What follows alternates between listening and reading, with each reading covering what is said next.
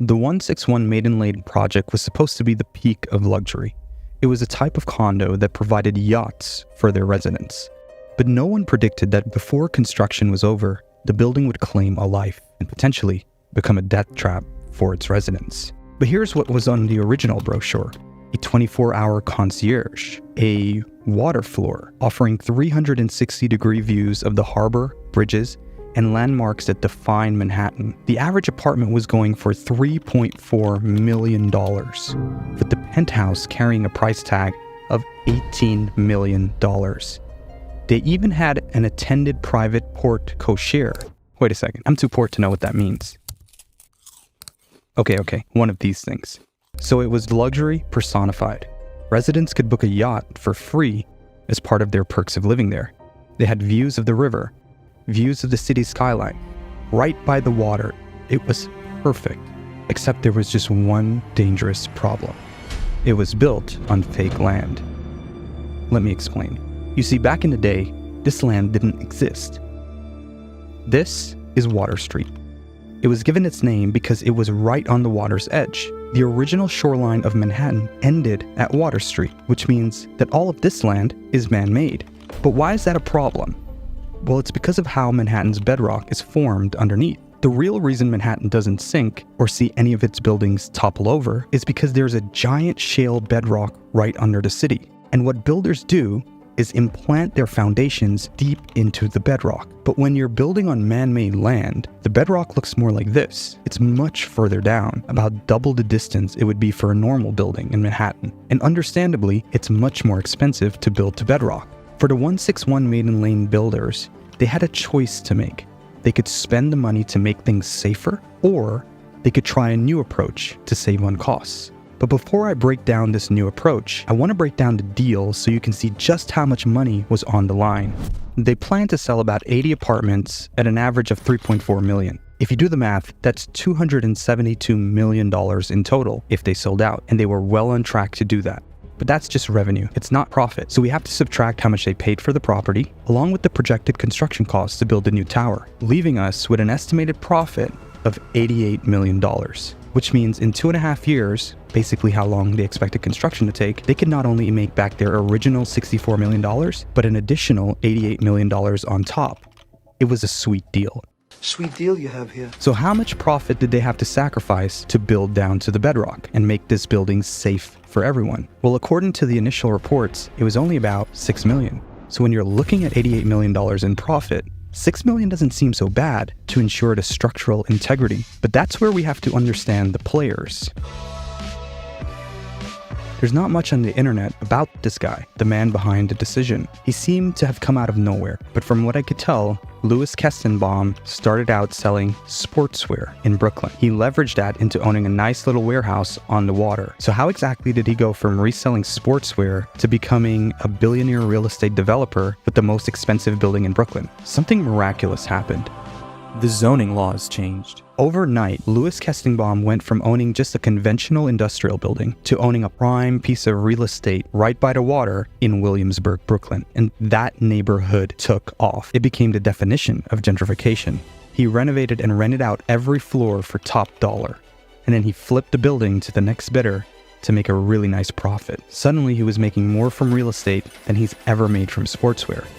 And that's when he doubled down. He began acquiring and developing as many properties as he could get his hands on. He formed a real estate development company called the Fortis Property Group. And in a few short years, he went from an unknown sportswear reseller to becoming a New York real estate magnate with over $3 billion of property in his portfolio. And to his credit, the man was really good at what he did. He's responsible for the Olympia, or 30 Front Street, in Dumbo. It is the most expensive piece of real estate that Brooklyn has ever seen. And his success began to travel. He started and finished projects in major cities like Boston and Dallas. Business was booming, and so was his net worth. But you see, there was one constraint on his business: cash.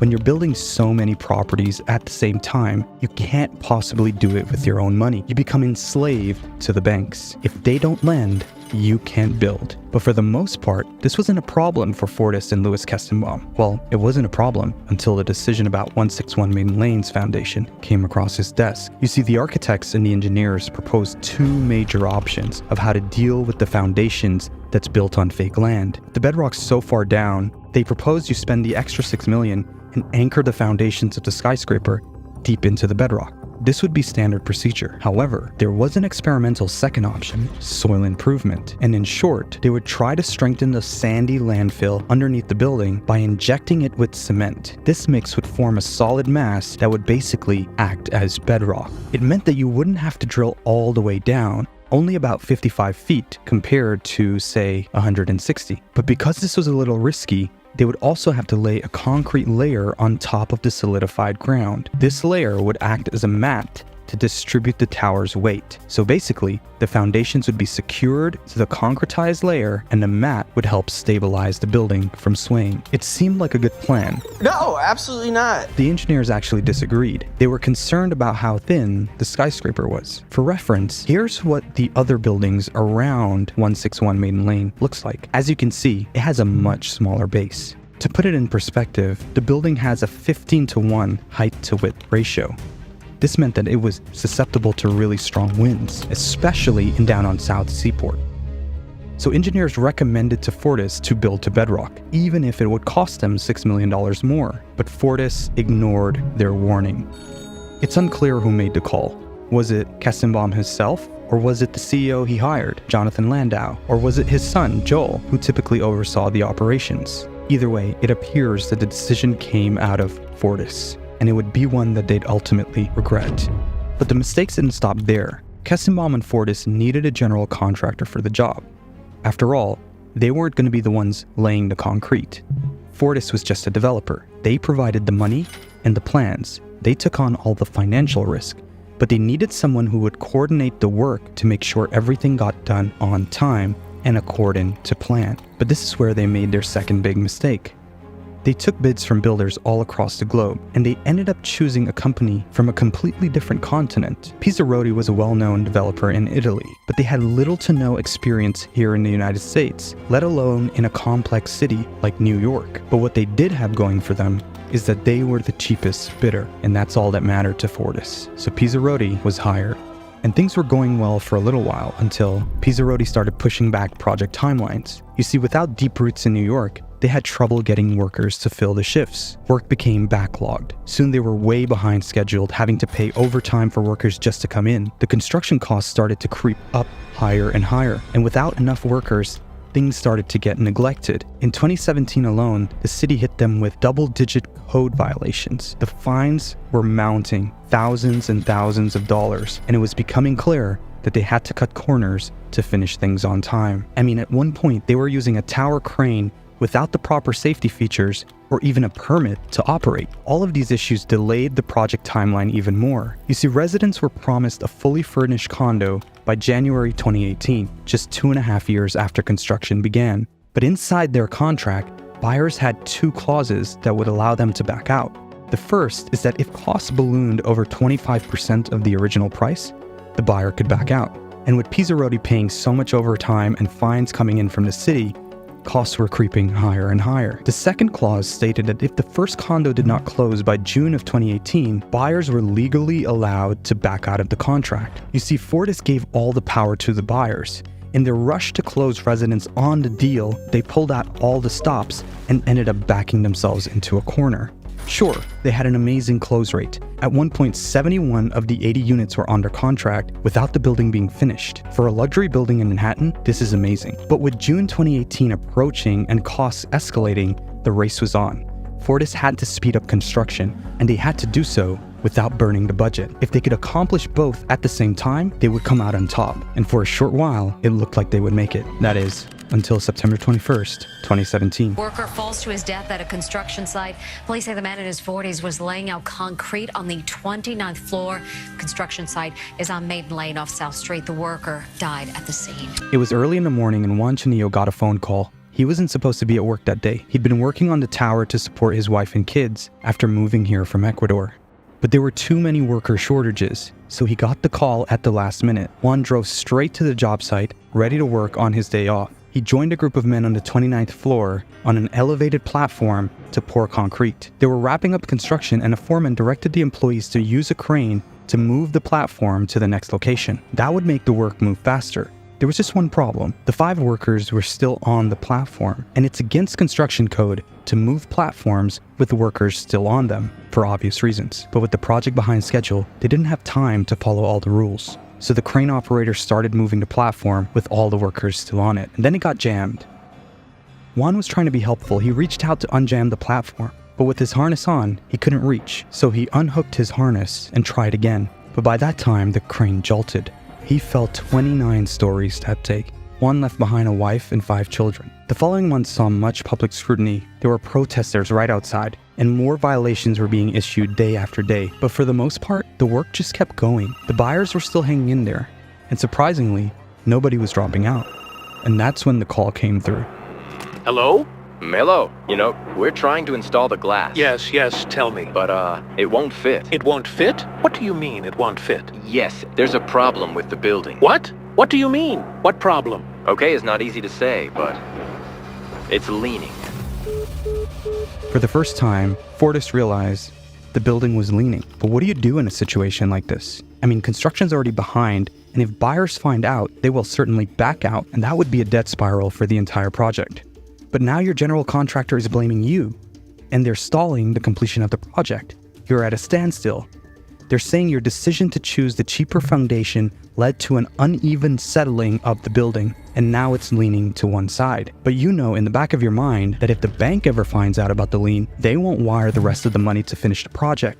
Plus, now you're going to need an additional loan to correct the issue.